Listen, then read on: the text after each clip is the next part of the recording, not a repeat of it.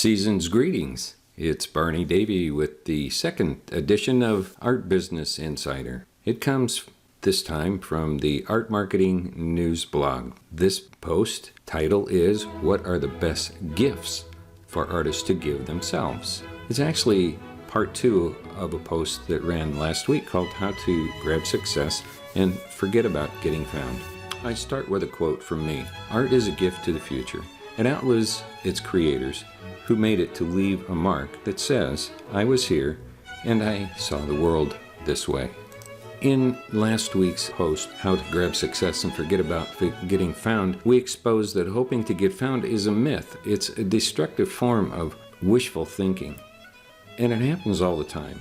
It's married to the starving artist myth, which is also something that just messes artists' minds up. Head trash that has no business.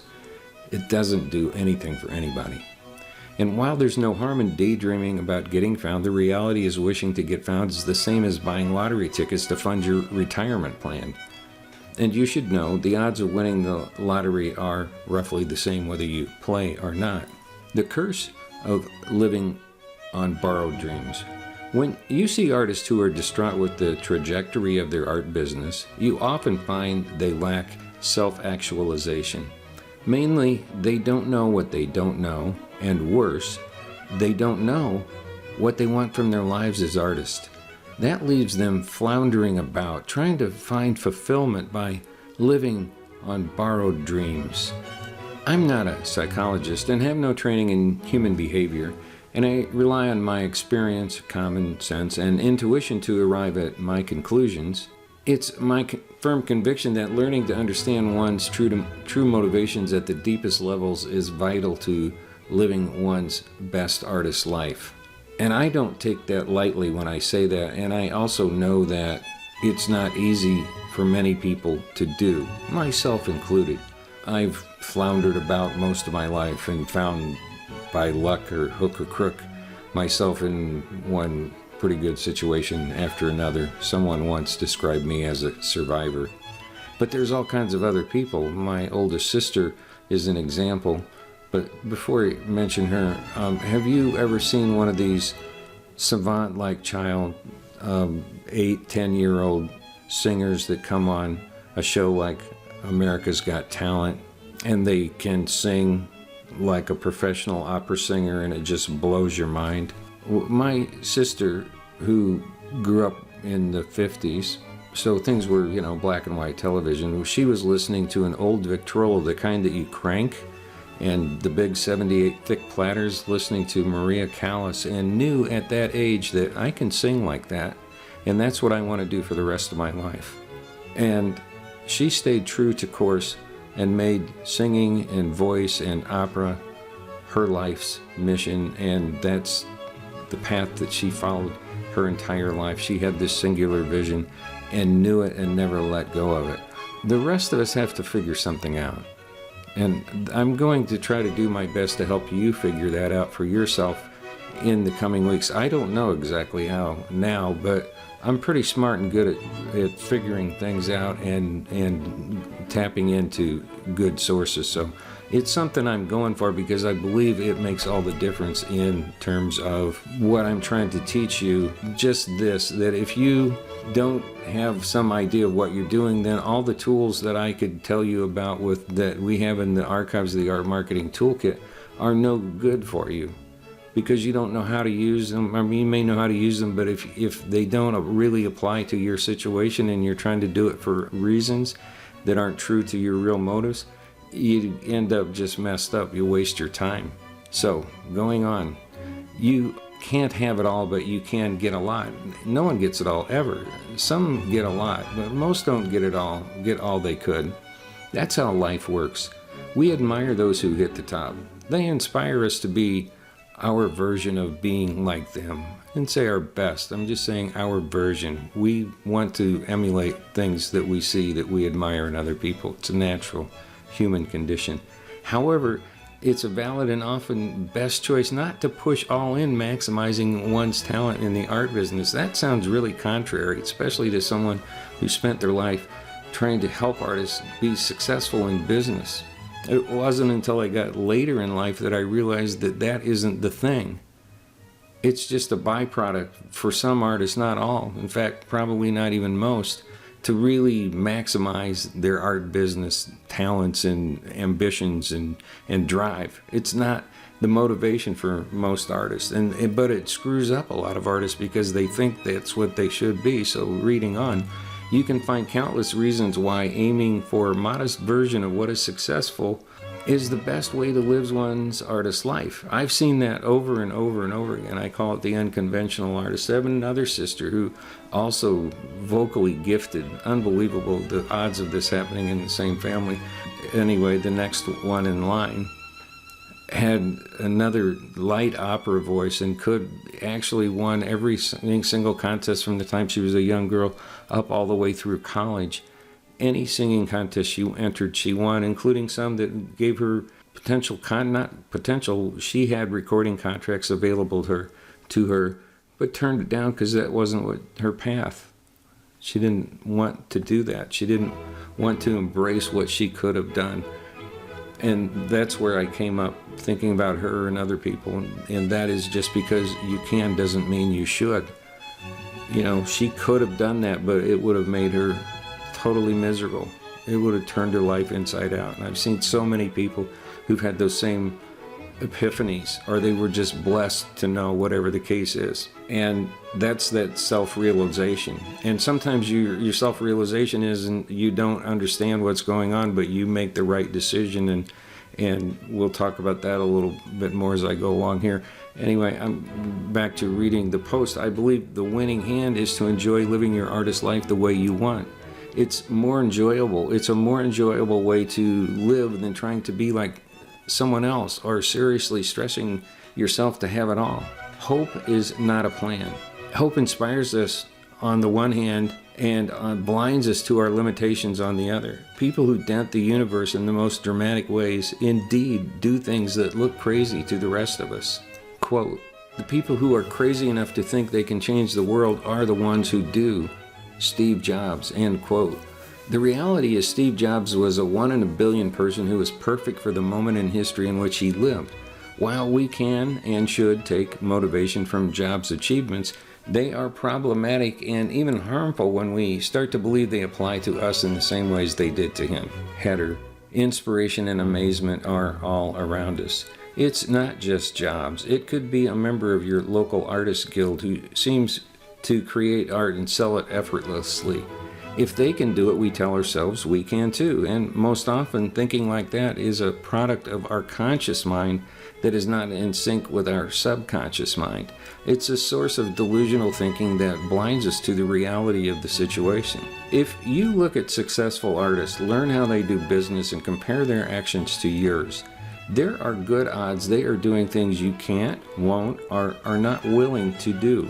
In the most transparent light, you may realize you lack their talent, ambition, or their ability to find a partner devoted to making them successful, or other aspects that are not attainable or replicable for most. The gift of clarity. When you perform a realistic appraisal of your artistic gifts and honestly assess your willingness and ability to market your art, and give yourself the gift of clarity, such self-realization allows you to create a believable and achievable vision for your future as an artist. I love this next line, and I'm just proud that I wrote it because it means a lot to me. Imagine the incredible lightness of being free from the burden of unrealistic expectations. It is a valuable gift you can give yourself. Moreover, it creates the happy byproduct of you providing a more content and centered version of yourself to all who know you. Now that's a gift you give to others. We all suffer from some sort of self-delusion occasionally, partly due to the lightning speed and fire hose intensity in the flow of information we experience daily. I believe nearly all people suffer from some form of self-delusion. So, for example, we tell ourselves, it's not as bad as it seems, or I'm equally as talented and ambitious as artists whose careers I admire. Of course, you know such thoughts are often recipes for mounting problems, if not disasters.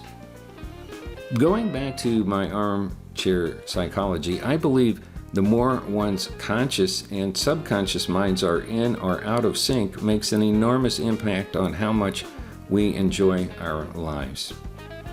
Tension is reasonable and necessary, but when it's stretched too far, it becomes disabling. Header: Finding the art-life dream-work balance. Finding the art-life dream-work balance. If you are down on yourself or casting about for scapegoats for why your art business is not thriving as you think it should, you are likely out of what I call the art-life dream-work balance. Things are just not right in your world. I contend artists who contemplate the concept of the art-life dream-work balance and instinctively recognize what it means to them, how well they are balanced, and identify the reasons why without any instruction or help. Trying to fix severe imbalances with do-it-yourself methods is usually not successful. It's a good thing to seek qualified support when you need it. But I hope you understood what I just said there. If I say to you, art-life dream-work balance, what does that mean to you in your life? You don't need to tell me, but you know instinctively, especially if you're being honest with yourself, where you're at with that. Is your art pulling down the other part of your life, or is your life pulling you away from art, or your dreams screwing up your ability to do the kind of work that you need to do to bring in the income that you need to support your family? There's a million different iterations of this. Yours is just one unique one, and you know what it is. And you also, if you're being honest with yourself, know why you're out of balance. And it may be something that's out of your control. If you have a spouse that's really sick or some other pressing demands in your life that you are just committed to, then that you may be out of balance, and you may be out of balance for quite some time when it comes to living an art-life dream-work balance. And that's just the way the world works. And it's okay when you understand that, but if you can look through that to say, okay, there's a point where things can get better and I can get to an art-life dream-work balance. That's part of why I started the Older Artists Facebook group, to give older people an opportunity to present their work out into the world in ways that they weren't getting otherwise, because they're kind of doing a solitary, but just being an artist is a solitary thing. And when you stop trying to promote, or you never really promoted your art because you just made art because that's what you wanted to do, then you can understand the art-life dream-work balance fits into the older artist concepts fit into just my thinking about how to live your best life as an artist. If I can help you do that more than anything, if you get on that path in your own mind and you feel like I'm moving and working toward that, then you can pick up how to do email marketing or blogging, or get an e-commerce enabled website, or make connections and do networking, or do a dozen other things that I can teach you about, because it kind of makes sense and it comes out of your expression of where you're at where you're at in your life as an artist, instead of trying to be somebody else or do that because it seems like the hot thing or you read about it on the internet. Anyway, and back to the content, I contend all artists contemplate the concept of the art-life dream-work balance and instinctively recognize what it means to them. New header: Climbing the ladder of success the right way. Your conscious brain and sphere of influence tell you to get your due because you can. The conflict begins when your subconscious brain senses you're climbing the ladder of success, but sees you've got it leaning against the wrong wall. When this happens, you find out you are out of sync because what is possible to achieve and the reality of not being willing to pay the price to achieve it. You're trying to emulate the success of others instead of working on being an artist in ways that work best for you. When you get that conflict going, it just creates tension, chaos, and confusion in your life. And that can last for a long time until you get clear on things. So I believe our subconscious mind, survival instincts, whatever you want to call it, throws a wrench in the works when our conscious brain is overloaded with stimuli pushing us to poor decisions. When our conscious brain doesn't get the message from our subconscious, we conflict with ourselves, feeling like we are failing ourselves. That's why it's crucial to understand what we truly want and what gives us the best ways to enjoy a well-lived artist life on our standards. I can't tell you how to do that today. I may never be able to tell you how to do it. It might be a nebulous thing, but I know I can help you figure it out better than I can today if you stick with me with this art marketing toolkit thing. It's about living your best artist life as much as it is learning how to market yourself, which is just a byproduct of, okay, I want to sell my art in some ways and I'm willing to do this and I'm okay with these results. Now, with knowing that, what's the best way to approach building marketing and business around that I can live with and won't hate myself and wonder why did I start doing all these things that I don't like doing or can't do or just aren't giving me any joy at all. So what to do to lead a more joyful life, to be happier and more fulfilled. Let go of unrealistic expectations. That's another great line for me. To be happier and more fulfilled, let go of unrealistic expectations and beliefs that you must do things or act in specific ways because successful contemporaries act that way. I encourage you to create and market your art in ways you can handle without making your life miserable. The truth is, you don't like doing something. If you don't like doing something, it's unlikely you will stick with it for long. That's for sure with me. That's why I bought so many courses over the years and never even finished them because I started doing it. It's like reading a book. Like, I'm not getting it. I'm just not going to stick with it. Some people will. And that's how it goes for most of us, that we don't. But a few outliers do push through and keep going, and that's what makes them outliers. But self-realization and acceptance at this point, self-realization and acceptance that it's okay just to be okay is a gift that keeps on giving. There's nothing wrong with just being okay. Not everybody is going to be the prima donna. Most of us go through our lives in a supporting cast of some part or another.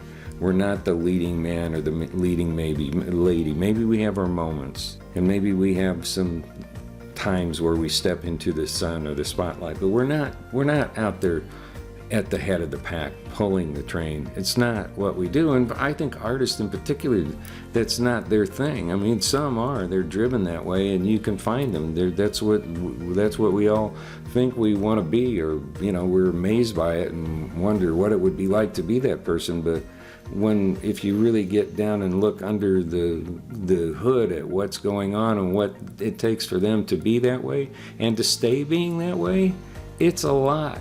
And it comes at a sacrifice of things, giving up things that you like a lot. Maybe your family, time with your family. It could be just watching football or tinkering with your car or doing something besides, making art as a business. So whatever you decide, it's cool. As long as you are happy with it, then you're moving into that zone of art life, dream work balance, and also living your best life as an artist. And when you do that, then all the advice that I have to give for you in terms of the marketing and stuff that you find in the archives of the Art Marketing Toolkit makes so much more sense. So thanks for listening. This is the second edition of the Art Business Insider, and I'm Barney Davy. Check me out at artmarketingtoolkit.com or artmarketingnews.com. The first is my $5 a month Leave No Artist Behind program, where we do weekly sessions and live sessions, and you get PDF downloads and my advice in our private Facebook group, or sign up for a one-on-one coaching package, or just subscribe to my Art Marketing News blog and get started with me that way, because what you've been reading here on this screen is my Art Marketing News blog. And I've been blogging here since 2005, so lots of good information there. Thank you again for listening. All the best to you. Love to get your feedback, and I would love to help you become the artist that you can be and that you want to be. Peace out. Hi there. Merry Christmas, season's greetings, and happy holidays to you from me and my good little buddy Petey here, who's loving being on this video with me. Anyway, thank you for watching and listening, and participating in the Older Artist Group. It's been an honor and a pleasure to have you participate in it. And if I can be of any help to you, just let me know. You have the links. All the best. Peace out.